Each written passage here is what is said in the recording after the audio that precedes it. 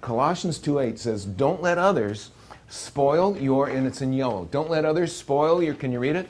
Faith and joy. How? With their philosophies. Why? Their philosophies are wrong. Shallow answers because they're built on men's thoughts and ideas instead of on what Christ has said. Well, how much more empty can you possibly be? Then we're bored with the concept of right and wrong. Do you understand?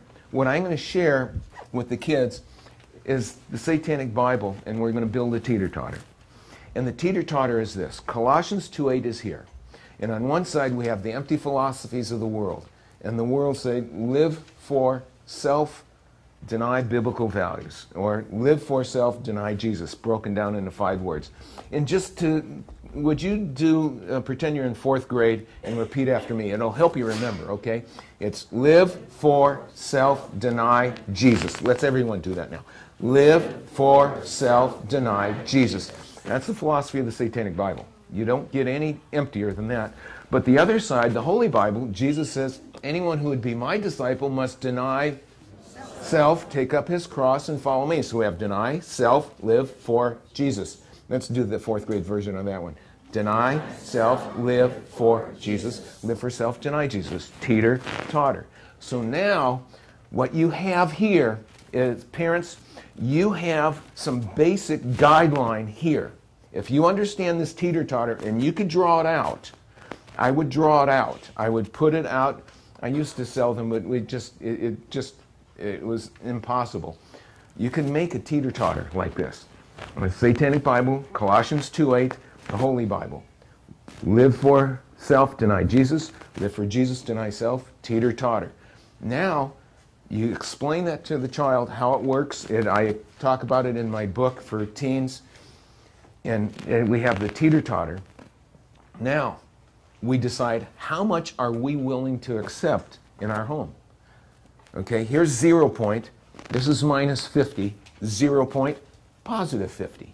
Okay, so how many negative points are we willing to accept? You say, only Christian. That doesn't work. Because I don't care what you tell me, I'm going to watch the Padre game. And they're not Christian. Last year they were pretty satanic, you know. So I'm going to watch the Padre game, and that's not Christian. So how does that fit? And so what we've done is we've made kind of, as my family, we made points along the way.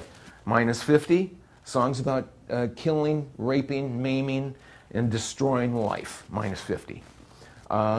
Killing, maiming, raping family members. Minus 40.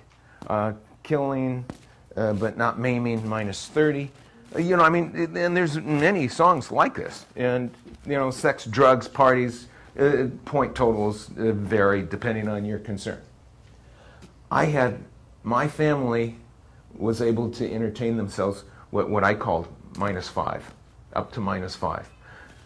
And if you were like my kids, what's minus 6? Minus 6 was anything that was openly against biblical values. There was no question. It wasn't a questionable commercial. It wasn't a questionable, gee, is Bono a Christian or is he not a Christian? Is this, nothing, no questions. It was blatantly lifestyle that was against Christianity and Christian values was minus 6 and above. That was not allowed in my home.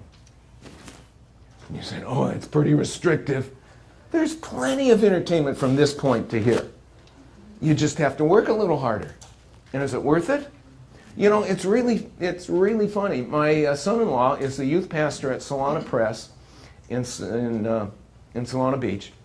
And he, you know, sometimes teases, but I think that it's a nice tease. He says, you know, your daughter, my wife, is the only person that I know that has no clue of what went on in pop culture in the 80s. And I says, what did she miss? Madonna? What did she miss? She missed nothing.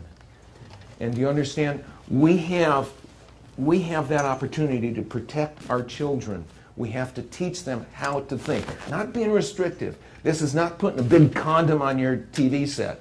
This is teaching your children how to think. And there's sometimes when your children don't know how to think, and so you'll have to make some decisions for them, but set up some simple guidelines. What are your guidelines? That's the question here. What are your guidelines? You better find out. Okay? You decide. Don't ask me what the guidelines should be. You decide what guidelines are appropriate for your home.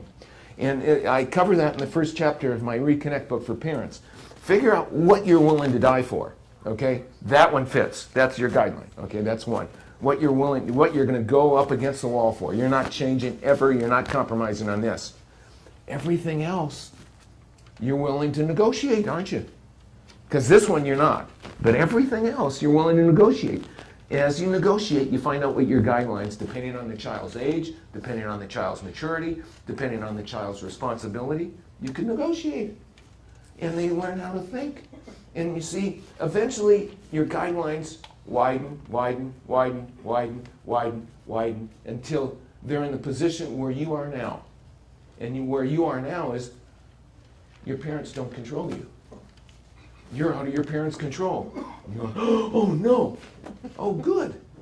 They're out of my control. Now, you have them for about 18 years. Are they living for Jesus? See, are you doing your job, teaching them how to think, or do they only know how mommy thinks?